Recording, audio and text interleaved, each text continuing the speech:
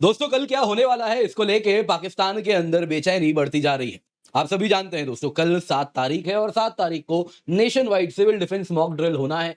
259 sites हैं जो कि आइडेंटिफाई किए गए हैं और दिल्ली, मुंबई, चेन्नई, अहमदाबाद, सूरत, वाइजाग, चेन्नई मतलब जो भी बड़े शहर हैं हर जगह हो रहा है कुछ ना कुछ। यहाँ पे आप देखें डिफेंस मॉक ड्रिल होने वाला है। अब इसके साथ अगर आप देखें तो एयर सायरन वैसे ही ब्लैकआउट सबकी ट्रेनिंग होनी है, तो यानी कल के बाद कभी भी कुछ हो सकता है। उसके साथ पाकिस्तान की बेचैनी अब इसलिए बढ़ रही है क्योंकि कल अगर आप देखें तो कुछ स्पेशल अनाउंसमेंट हुआ है कि 7 तारीख से लेकर 8 तारीख तक राजस्थान बॉर्डर में पाकिस्तान से बिल्कुल ये जो इलाका जो बॉर्डर से लगा हुआ है वहां पर इतने बड़े इलाके में एयर एक्सरसाइज होने वाली है और इसमें इंडियन एयरफोर्स ने पाकिस्तान को खुली चुनौती दी है, जिसमें साफ साफ कह दिया है कि हमारे जो सबसे प्रीमियर एयरक्राफ्ट्स हैं, फिर वो रफाल हो गए, फिर वो मिराजेस हो गए, फिर वो अगर आप देखें तो इसी प्रकार से सुखोईज हो गए, सब कोई पार्टिसिपेट करने वाले हैं। सवाल उठता है पाकिस्तान क्या करेगा? पाकिस्तान के लिए दोस्तों ये समस्या बहुत बड़ी है क्योंकि अब तक अगर आप देखें तो हमारे जो एक्सरसाइज होते थे वो हिंटरलैंड में होते थे। ये बिल्कुल बॉर्डर में इस प्रकार से एक्सरसाइज करना ये पाकिस्तान के लिए एक प्रकार से चुनौती है।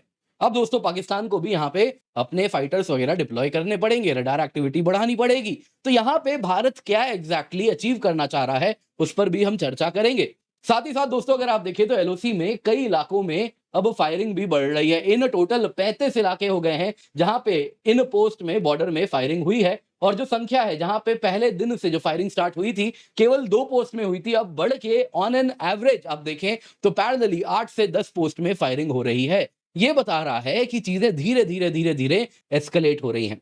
दोस्तों यहां पे आपको बताना चाहूंगा पाकिस्तान की नेवी, पाकिस्तान की एयरफोर्स दोनों ही यहां पर पूर्ण रूप से परेशान है। वो एक अलग ही प्रोपोगंडा चला रहे हैं। उनका कुछ प्रोपोगंडा है जो कि अब ध्वस्त हुआ है, वो भी आपको मैं आज अभी इसी वक्त बताने जा रहा हूं।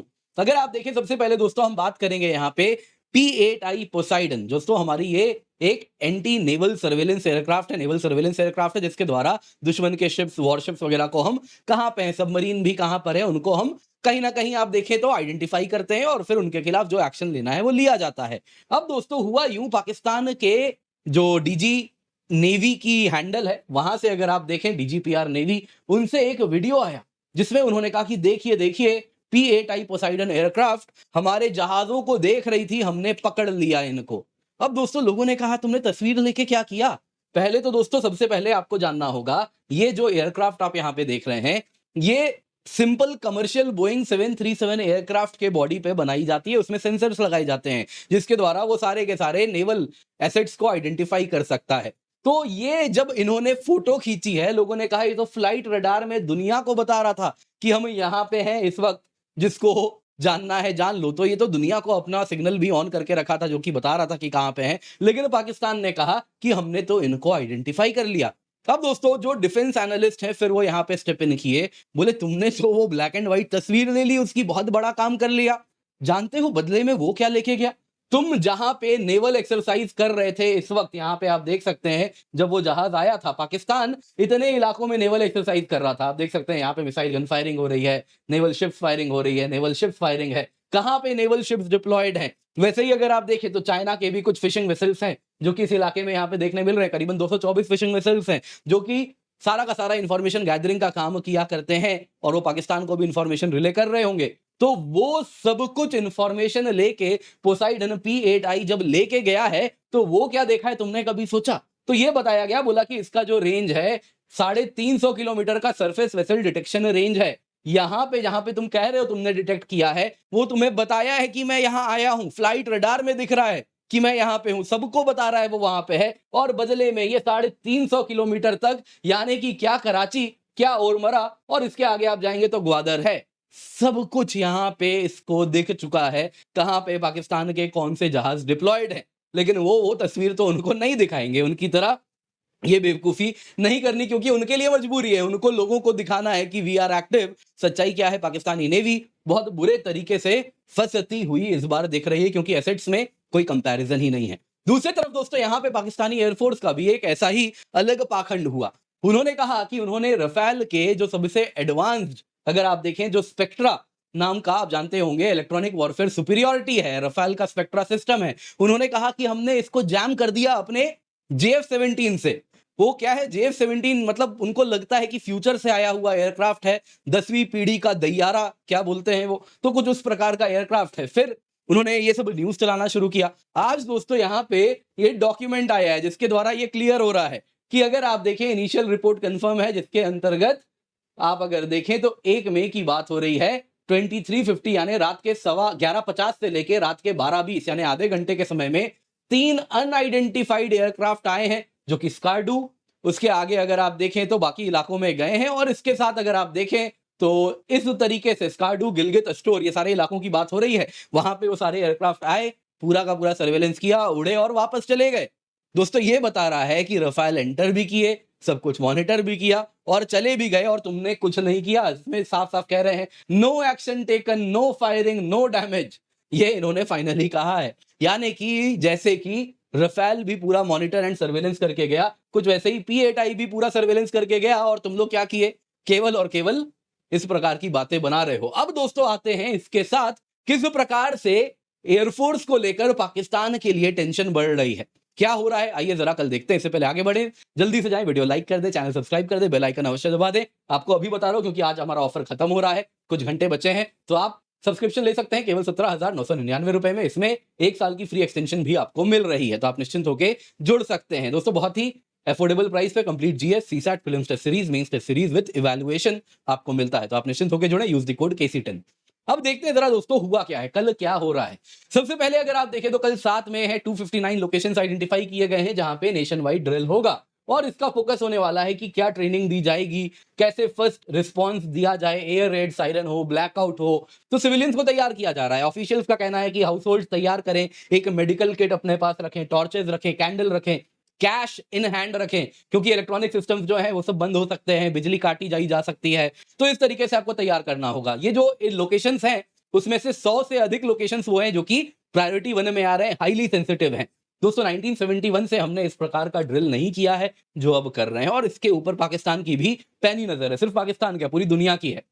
अब इसके साथ दोस्तों कल एक्सरसाइज चलेगा, वो पब्लिक करेगी, शाम तक, रात तक खत्म हो जाएगा। उसके बाद क्या होगा, उसके बाद इंडियन एयरफोर्स एक्टिव हो रही है।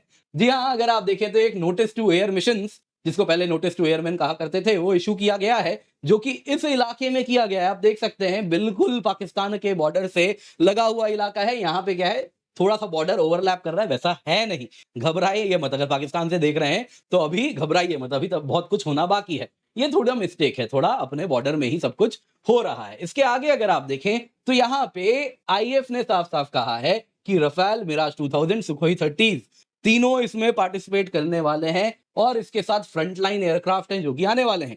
अब दोस्तों ये नोटैम क्या होता है, बेसिकली सेफ्टी अलर्ट होता है। ये इशू कर दिया जाता है कि कोई भी कमर्शियल एयरलाइनर है तो इंश्योर कीजिएगा कि यहां पे आप ना उड़े, ये सूचना आपको दे दी जा रही है आगे, अब आपकी जिम्मेदारी, हमने आपको इन्फॉर्म कर दिया। अब दोस्तों यहाँ पे IF एक्सरसाइज जो होते हैं ना, usually, not always but usually hinterland में होते हैं। जैसे कि आप देखें तो अभी इस प्रकार से हमारा जो एक्सरसाइज अभी लेटेस्ट हुआ था आक्रमण, उसमें अगर आप देखें तो मेजर एक्सरसाइज इस प्रकार से भारत के बीचों बीच किया गया था। कुछ एक्सरसाइज बॉर्डर के पास जरूर हुआ था, लेकिन वो भी काफी बॉर्डर से दूरी बनाते हुए किया गया था। लेकिन यहां पे आप देखें तो इस प्रकार से पर्पस क्या होता है, जब हम दूरी से करते हैं तो हम अपने एसेट्स को दुश्मन के रडार में एक्सपोज नहीं करना चाहते। इसके सिवा हमारे जो इलेक्ट्रॉनिक सिग्नेचर्स हैं, जो कम्युनिकेशन चैनल्स हैं, जो रेडियो सिग्नल्स हैं, वो सारी चीजें दुश्मन पिक ना कर ले, ये पूरा प्रयास किया जाता है, इसलिए दूरी रखते हैं। लेकिन इस बार ऐसा नहीं है, इस बार एक्सरसाइज पाकिस्तान के बिल्कुल लगे हुए इलाके में की जा रही है, मानो जैसे पाकिस्तान को यह न्योता दिया जा रहा है, हम आ गए हैं, तुम क्या करो सकते हो, जरा दिखाओ। दोस्तों ये यहां पर हो रहा है, ये एक ओपन चैलेंज है। जी हां, इसके द्वारा अगर आप देखें तो एक चीज तो क्लियर हो रहा है कि IF चाह रही है, हम कंट्रोल्ड विजिबिलिटी कर रहे हैं कि आओ हमें डिटेक्ट करने, तुम आओ तो सही। साथ ही साथ पाकिस्तान के जो रडार होंगे उनका क्या रिस्पांस टाइम है वो भी हम जरा चेक करेंगे, क्या कवरेज गैप्स है, क्या रिएक्शन प्रोटोकॉल है, सब चीज पर हमारी नजर रहने वाली है। इसके सिवा इलेक्ट्रॉनिक इंटेलिजेंस पूरा होने वाला है। अगर आप देखें तो हम पाकिस्तान के रडार को, कम्युनिकेशन सिग्नल को, हर एक चीज को यहाँ पे देखेंगे कि कैसे इंटरसेप्ट करना है, उसकी तैयारी कैसे करनी है, और वो सारी चीजें होंगी, क्योंकि इलेक्ट्रॉनिक बैटल तो बहुत तेजी से होने वाला है, इलेक्ट्रॉनिक वॉरफेयर तो होने ही वाला है। दोस्तों यहाँ पे पाकिस्तान को मैसेज है कि हम यहां पे अपने एडवांस्ड एयरक्राफ्ट लेकर के आ रहे हैं, और इसके साथ कहीं ना कहीं उनके एयरफोर्स को डिमोरलाइज भी किया जा रहा है कि यहां देखो तुम्हारी किससे भिड़ंत होने वाली है, तुम जो अपने JF-17 को उड़ाओगे या F-16 को पास भी नहीं ला सकते, क्या कर सकते हो? तुम्हारा क्या होने वाला है? JF-17 का क्या मैच है जब ये प्लेन्स वहां पे उड़ रहे होंगे? दोस्तों इसके साथ अगर आप देखें तो कहीं ना कहीं हम एक तरीके से अपने एयर एसेट्स को टेस्ट तो कर ही रहे हैं कि क्या इंटीग्रेशन, परफॉर्मेंस, फ्रंटलाइन एयरक्राफ्ट कैसे आपस में इंटीग्रेट कर रहे हैं, कम्युनिकेट कर रहे हैं, क्या चैनल्स हैं, तो वो सब है। साथ ही साथ कहीं ना कहीं रियलिस्टिक बॉर्डर सिनेरियो कैसा होगा, दुश्मन का क्या डेटा हम ले सकते हैं, वो सब यहाँ पे लेने का पूरा प्रयास होने वाला है। इसके सिवा दोस्तों यहाँ पे आपको बताना चाहूंगा, पाकिस्तान अब और तेजी से ब्लीड करने वाला है। देखिए कल की जो एयर एक्सरसाइज है पाकिस्तान के लिए तो यही है कि कब मिलिट्री एक्शन हो जाए मालूम नहीं। यहाँ पे पाकिस्तान एयरफोर्स देखिए दोस्तों अब तक LOC में हाइटेंड अलर्ट पे थे। आपको याद होगा कुछ ऐसे इलाकों की बात की गई थी जब कह रहे थे वो कि रफाल आ गए, या उनके लिए तो रफाल UFO के समान थे, अनआइडेंटिफाइड ऑब्जेक्ट। हालांकि वो टेक्निकल टर्म है, अनआइडेंटिफाइड फ्लाइंग ऑब्जेक्ट थे जो कि यहाँ पे आए थे। अब वो UFO आके गए, अब तक तो LOC में हो रहा था। उन्होंने पूरी की पूरी patrolling, fighter jet sorties, radar operation सब LOC में किया। टाइम एंड अगेन वो कह रहे थे LOC में कुछ बड़ा होगा, LOC में कुछ बड़ा होगा। उसके पहले वो कह रहे थे पंजाब सेक्टर में सियालकोट में कुछ बड़ा होगा। दोस्तों यहाँ पे इन लोगों ने इन इलाकों में F-16 डिप्लॉय किए हैं, चाइनीज J-10s किए हैं, और ये उनको यही उम्मीद थी कि LOC में कुछ बड़ा होगा। लोगों को कहा राशन जमा करके रख लो, बैंक्स बंद कर दिए, छुट्टी कर दिया, और ये सारी बातें होने लगी। लेकिन अब पाकिस्तान को कहा जा रहा है राजस्थान बॉर्डर का क्या, वहां से भी तो आ सकते हैं। ऐसा थोड़े ही है, बॉर्डरिंग रीजन तो बहुत बड़ा है। जम्मू कश्मीर टिक, पंजाब टिक, अब राजस्थान से आएंगे तब क्या करोगे? यहां भी हो जाएगी, उसके बाद हम कहेंगे गुजरात भी खुला है, वहां से आ गए। तो दोस्तों बहुत तरीके से यहाँ पे पाकिस्तान को continuously under stress and anxiety यहाँ पे रखा जा रहा है। यहाँ पे देखिए पाकिस्तान के डिफेंस मिनिस्टर ने आज वापस क्लेम किया, ये हर 2 दिन में क्लेम करते हैं आज तो अटैक होने वाला है, आज तो अटैक होने वाला है, वापस क्लेम कर दिया। टेंशन बढ़ गए हैं, इंडिया कभी भी स्ट्राइक कर सकता है। अब दोस्तों यहाँ पे एक तरफ तो इनकी हवा टाइट रहती है कि आज स्ट्राइक होगा कि कल स्ट्राइक होगा, दूसरी तरफ सोशल मीडिया में ना ये मॉक करते हैं, क्या हो गया, अटैक क्यों नहीं कर रहे। दोस्तों यहाँ पे इससे कहीं ना कहीं हमारे भी कई लोग थोड़े से, अगर आप देखें तो अगर आप इमोशंस में बहेंगे तो आपको भी बुरा लगेगा, आप भी फिर कमेंट करते हैं हम क्यों नहीं स्ट्राइक कर रहे। तो समझिए इस बात को, आप दुश्मन के नैरेटिव को कहीं से भी मजबूत ना करें।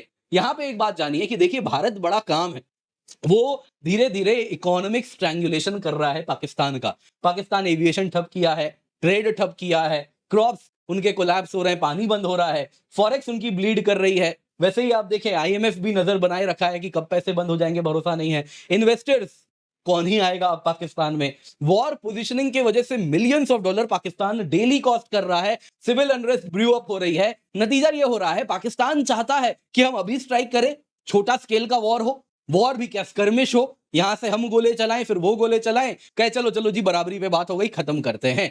तो पाकिस्तान वो चाह रहा है, इसलिए वो चाह रहा है हम अभी कुछ छोटा मोटा करके चले जाएं, और फिर वो पाकिस्तान की फौज अपने लोगों को बताएगी देखो हमने कैसा रिस्पॉन्ड किया। भारत वो नहीं चाहता है।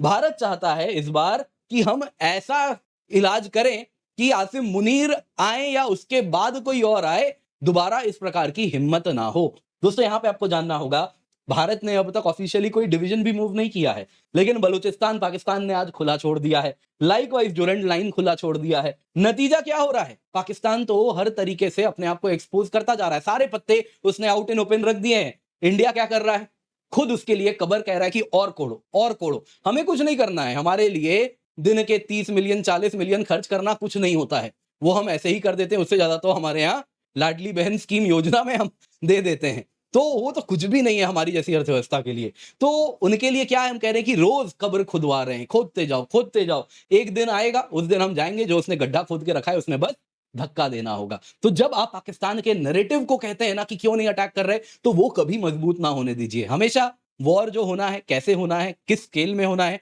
ये हमारी फौज डिसाइड करेगी, और किसी को ना तो अधिकार है डिसाइड करने का, ना ही वो कैपेबिलिटी है डिसाइड करने की। तो ये उनके ऊपर छोड़ दीजिए। फिलहाल पाकिस्तान गड्ढा खोद रहा है, खोदने दीजिए ना, जरा आनंद उठाइए। गड्ढा खोदने का एक अलग आनंद है, जेसीबी देखना तो हमें कितना पसंद है।